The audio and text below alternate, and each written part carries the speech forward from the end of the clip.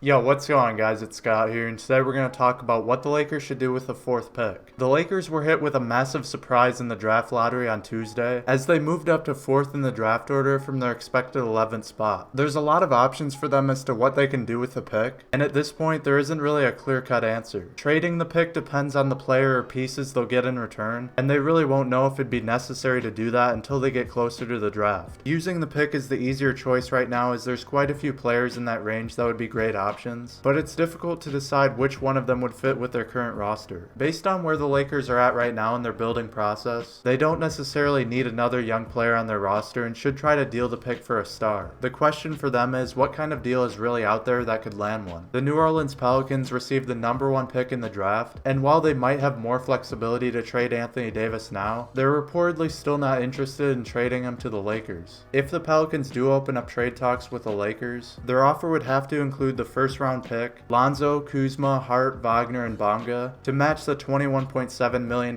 contract value that's required to trade for Davis. This scenario only works after the Lakers make the pick and after they sign a max free agent, because otherwise they won't have enough for a max player this summer if they made the trade before free agency. Picks are generally more valuable before they're made, but if the Lakers pick someone the Pelicans want, then it wouldn't really matter. The only time the Lakers should trade for Davis would be after free agency, because they can fill out their cap sheet first and then go over the cap in a trade for Davis. Of course, there is the risk that the Knicks or Celtics would get involved, but they are pretty much in the same boat as the Lakers. They're trying to keep hold of or sign max players this summer, and neither of them really have the same level of assets as the Lakers. The Knicks have the third pick and a couple future firsts, but really only Dennis Smith Jr. and Kevin Knox as enticing young assets. The Celtics were hyped up to have a lot of assets, but they only have the 14th, 20th, and 22nd pick heading into this draft, and not a lot of future draft picks after that. They also really only have Jason Tatum and Jaylen Brown to offer. Right now their main concern is to keep Kyrie Irving, and if they can't, there's no way they'll trade for Davis. Overall, the Lakers have the most to offer and don't have much of a rush, so they should just wait till after free agency to make it happen. A couple less popular options would be trading the pick for Bradley Beal or trading down in the draft. A trade for Beal could be a good option mainly because of how well he'd fit with the current Lakers roster. The problem is he has the same price contract as Davis next season, which of course means trading for him before free agency isn't a smart move because they'd lose all their max room. They also have to offer the same for him as they would for Davis because their contracts have the same value. Moving down in the draft could also be a good bet if they're really looking to add young players. The Atlanta Hawks could potentially give up their 8th and 10th picks for the Lakers pick, which would allow the Lakers to draft closer to the range that they were previously scouting for. There could also be other teams in the late lottery range to trade with as well. The reason they might want to move down is because the top 8 or so prospects are either guards or wings, and the Lakers could really use a big. Bol and Jackson Hayes are a few that come to mind that are in that range, and would have been great options if the Lakers stayed at 11. Their big could obviously just end up being Anthony Davis or JaVale McGee if he's re-signed, but they could use a young big that would fit with their young core. If they keep their pick at the 4 spot, they'll just have to rely on Mo Wagner to be their young big for the future, because they'd be reaching if they drafted one at that point. Now we get to the option that the Lakers will most likely do, which is keeping the pick and selecting a player at the 4 spot. They'd like to draft knowing they'd have to fit them in with a max free agent like Kawhi, but it doesn't work like that, so they'll just have to draft based on their current roster. I asked you guys who you want the Lakers to draft, and it was pretty split, with 29% of the votes going to Darius Garland, 24% to Cam Reddish, 21% to DeAndre Hunter, 16% to Jarrett Culver, and 9% going to other. Between Garland, Reddish, Hunter, and Culver, they all provide some perimeter shooting which the Lakers need, but are very different players in their own rights. Garland is considered the most talented of the 4 as a point guard who could play alongside Lonzo Ball. He has great ball handling and mainly perimeter scoring ability, which the Lakers don't have a lot of right now. He's also widely regarded as one of the best shooters in the draft. He would be a great pick, but as far as fit, it would be a little bit risky to force a young talented point guard like him into playing either next to another young point guard or behind one. Right now, in my personal opinion, he's too talented to pass up and is who the Lakers should draft, but all the other options are great as well. Cam Reddish has a lot of upside and untapped scoring potential. He has great length and versatility, but was unable to show very much on a stacked Duke team. I feel as though it'd be even harder for him to get a chance playing in a similar role to the likes of LeBron, Ingram, and Kuzma, but his potential is so high that he could be worth the risk. DeAndre Hunter's skill set would be a very good fit because he's a great spot-up three-point shooter and has great defensive versatility. He'd be great for the Lakers because he'd be low maintenance and would fit right into the Lakers roster, but he doesn't have a lot of upside as a scorer. He's more of a forward type player, but could very easily play alongside LeBron and Ingram in a starting five. Then for Jarrett Culver, in many ways he's the best fit for the Lakers because he's more of a shooting guard and the Lakers only have Josh Hart for that spot right now. He has a solid all-around game and could potentially be a great scorer, but it's uncertain how much his skill set would be utilized behind, of course, LeBron, Ingram, and Kuzma. The Lakers' best bet right now with the 4th overall pick would be to go through the draft process and pick a player that's best for them. They can't predict who the Pelicans or Wizards would want in a trade, and they obviously can't predict if they get Kawhi. Whether that player is Garland, Reddish, Hunter, or Culver, they'll be set up with a great young player to add to their core next season, and a player that would have great value for a trade. It's a step-by-step process for them from now until the draft, and they'll just have to wait and see what the best direction would be for them then. That's all I have for this video, guys. I hope you enjoyed. If you want to see more detailed Lakers content like this, then make sure you subscribe, and leave a like if you enjoyed the video, and thanks for watching.